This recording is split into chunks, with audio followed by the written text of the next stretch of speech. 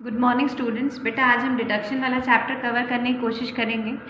Deduction जो है ये बहुत ही इंपॉर्टेंट चैप्टर है, क्योंकि यदि आपको डिडक्शन नहीं पता है तो आप कभी भी टैक्स लायबिलिटी कंप्यूट नहीं कर पाएंगे, क्योंकि ग्रॉस टोटल इनकम के बाद में deduction is very important chapter और step for computation of tax liability. Okay, तो जो डिडक्शन है वो पूरा एक सेक्शन 80 बना हुआ है, उसके अंदर सारे डिडक्शंस हैं और डिडक्शन स्टार्ट होते हैं 80C से 80U तक के। तो हम ले रहे हैं सबसे पहले हमारा फर्स्ट अल्फ़ाबेट 80C वाला, ठीक है। तो अंडर सेक्शन 80C काफ़ी बड़ा है और ये थ्योरी पॉइंट ऑफ व्यू से भी इम्पॉर्टेंट, इसको थोड़ा सा केयरफुली हम लेंगे, थोड़ा फास्ट ले रही हूँ। सबसे पहले लेंगे कंट्रीब्यूशन और payment for life insurance.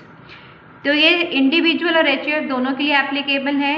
Name of the tax pair और द टैक्स पेयर्स वाइफ और चिल्ड्रन, मतलब टैक्स पेयर अपने लिए, अपनी वाइफ या अपने बच्चों में से किसी के लिए भी लाइफ इंश्योरेंस के लिए लेता है पॉलिसी, तो वो 80C में इसके लिए डिडक्शन क्लेम कर सकता है, राइट। अब इसमें हमें बस ये ध्यान रखना है कि पॉलिसी ली कब जा रही है। यदि पॉलिसी टेकन बिफोर 1/4/2012, यानी 2012 के पहले पॉलिसी ली है, देन पॉलिसी अमाउंट इंटू 20% और actual premium whichever is less.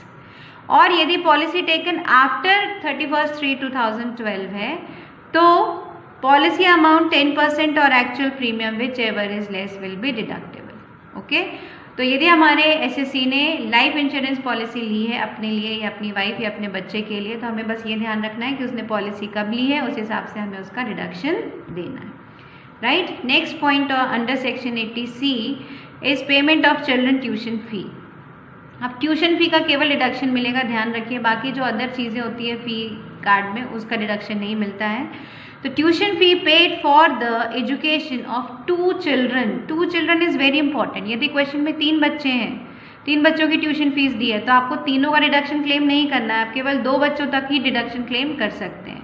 Is eligible for tax deduction. Okay, अब इसमें ध्यान क्या रखना है कि the educational institute situated in India, वो एजुकेशनल इंस्टीट्यूट जिसका ट्यूशन फी हम क्लेम कर रहे हैं वो कहाँ पर होना चाहिए, इंडिया में होना चाहिए। And the fee have to be for full time course only, ठीक है। ये 2 चीज़ें उसमें नोट में ध्यान रखनी है। बाकी ट्यूशन फी का reduction SSC under section 80C में क्लेम कर सकता है। Next is your repayment of home loan. Repayment of home loan में repayment of the principal of a loan taken to buy or construct a residential property is eligible for tax deduction. यानी वो घर बनवा ले या construction करवा ले, लेकिन उसके लिए जो उसने लोन लिया है उसके प्रिंसिपल अमाउंट का डिडक्शन जो है वो 80C में वो क्लेम कर सकता है, right. Next is your employee's contribution in RPF in SPF। RPF means recognised provident fund and SPF मतलब स्टैट्यूटरी प्रोविडेंट फंड। ये तो हमारा एम्प्लॉई, ध्यान रखिए एम्प्लॉयर नहीं लिखा है, मतलब हमारा एसएससी खुद यदि कंट्रीब्यूट कर रहा है RPF या SPF में, तो वो जितना अमाउंट कंट्रीब्यूट करता है उसका डिडक्शन 80C में ले सकता है। यहाँ पर फिर से रिपीट कर रही हूँ बेटा, एम्प्लॉयर्स कंट्रीब्यूशन इन RPF कहाँ चला जाता है, कंप्यूटेशन ऑफ सैलरी में। वहाँ क्या ध्यान रखना है कि 12% से ज़्यादा तो नहीं है। यदि 12% से ज़्यादा है तो हमें डिडक्शन, मतलब तो जितना भी अमाउंट है उसका हमें टैक्सेबल पार्ट उसकी सैलरी कंप्यूटेशन में जोड़ना है। लेकिन एम्प्लॉयज़ कंट्रीब्यूशन इन एम्प्लॉय, हमारे टैक्स पेयर, हमारे एसएससी का यदि कंट्रीब्यूशन खुद है RPF में तो वो यहाँ डिडक्शन में क्लेम करेगा। Then employee's contribution in PPF also, public provident fund में यदि उसका कंट्रीब्यूशन है तो वो भी उसके लिए भी under section 80C is applicable. EPF में यदि उसका कंट्रीब्यूशन है एम्प्लॉयज़ प्रोविडेंट फंड में तो भी वो 80C में क्लेम कर सकता है उस अमाउंट के लिए। SCSS senior citizen saving scheme में यदि डिपॉजिट किया है तो भी उसको क्लेम मिलेगा 80C में। इंटरेस्ट और NSC यदि उसको मिलता है, नेशनल सेविंग सर्टिफिकेट पे यदि इंटरेस्ट रिसीव कर रहा है तो वो भी डिडक्टेबल है। Investment in ULIP, the full form of ULIP is unit linked insurance plan में यदि उसने कुछ पैसा इन्वेस्ट किया है तो 80C में डिडक्शन के लिए क्लेम कर सकता है। SSY सुकन्या समृद्धि योजना में यदि उसने कुछ डिपॉजिट किया है एसएससी ने या टैक्स पेयर ने तो वो डिडक्शन के लिए क्लेम कर सकता है अंडर सेक्शन 80C। NSC, यदि NSC के उसने सब्सक्रिप्शन लिया है तो भी वो डिडक्शन के लिए क्लेम कर सकता है 80C में। Then notified annuity plan of LIC के कुछ ऐसे प्लान हैं, यदि आपने उसमें पैसा लगाया तो आप 80C में क्लेम कर सकते हैं, जैसे जीवन Akshay, Jeevan Dhara etcetera. Then investment in mutual fund units, यदि आपने इन म्यूचुअल फंड यूनिट्स में भी इन्वेस्टमेंट किया है तो you can claim under section 80C।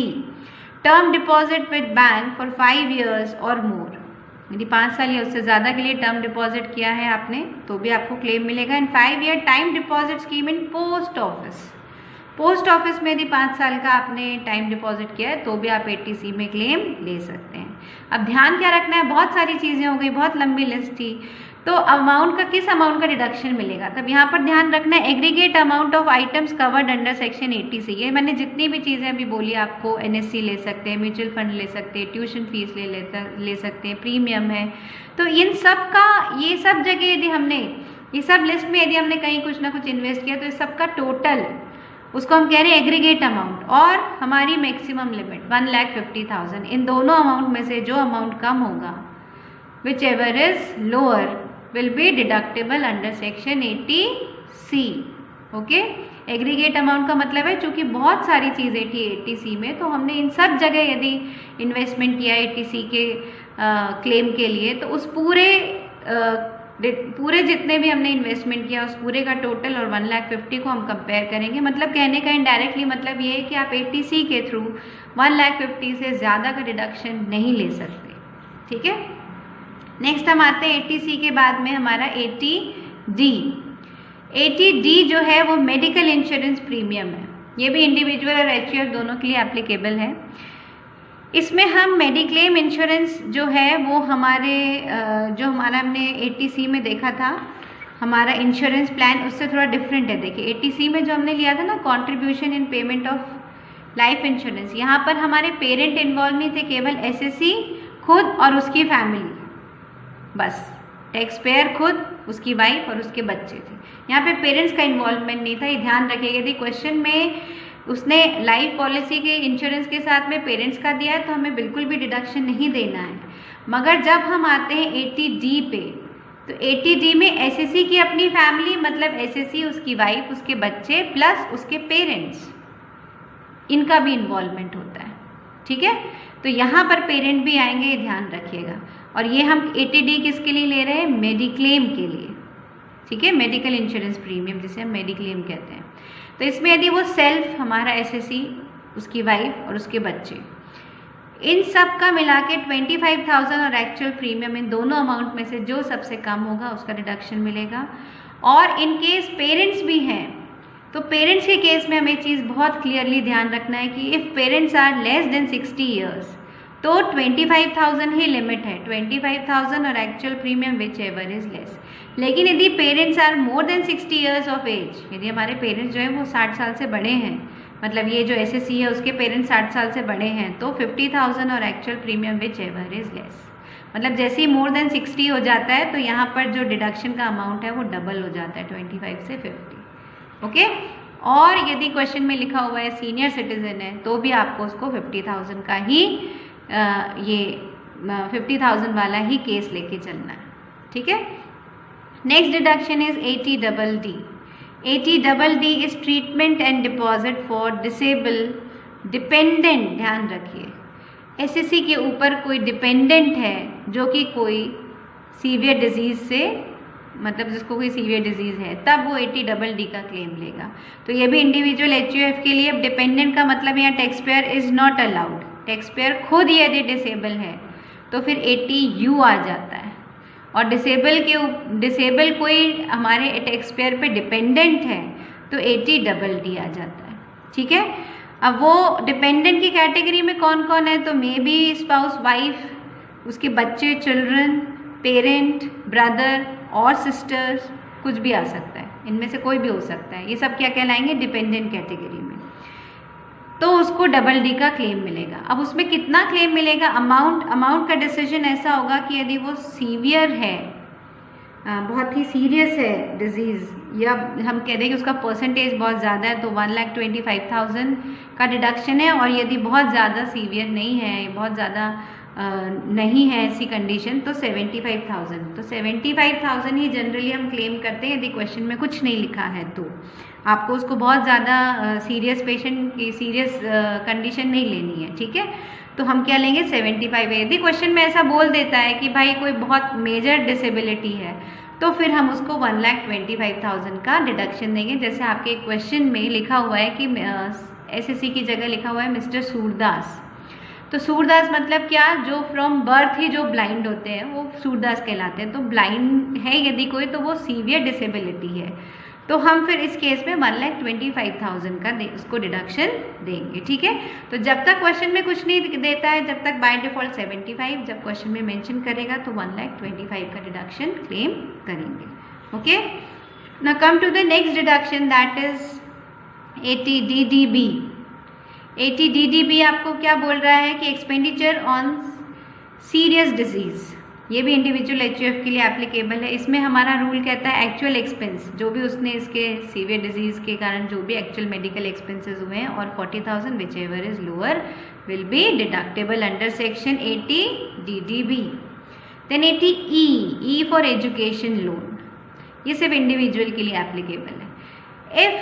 इसमें क्या मतलब किस चीज़ का डिडक्शन मिलेगा, interest part of the EMI यानी जो हम लोन उठाते हैं उसका जो EMI बनता है, हर टर्म जो बनती है, EMI paid during the financial year, मतलब एक फाइनेंशियल ईयर में हम जितनी EMI दे रहे हैं उस पर जो भी इंटरेस्ट का पार्ट होगा उसका डिडक्शन हमको मिल जाएगा। ड्यूरेशन कब तक मिलेगा, अप टू 8 years तक वी कैन क्लेम। तो इस कंडीशन में क्या होता है कि हम 8 साल तक की हमें परमिशन है, मगर till the interest is repaid, लेकिन जब तक इंटरेस्ट पूरा उसने दे नहीं दिया, हो सकता है 8 साल के पहले वो पूरा इंटरेस्ट दे दे, तो फिर वो टाइम जो है वो कम हो जाएगा। ठीक है, इन दोनों में से जो भी चीज़ पहले हो जाए, विच एवर इज अर्लियर, तब तक वो 80E का डिडक्शन क्लेम कर सकता है।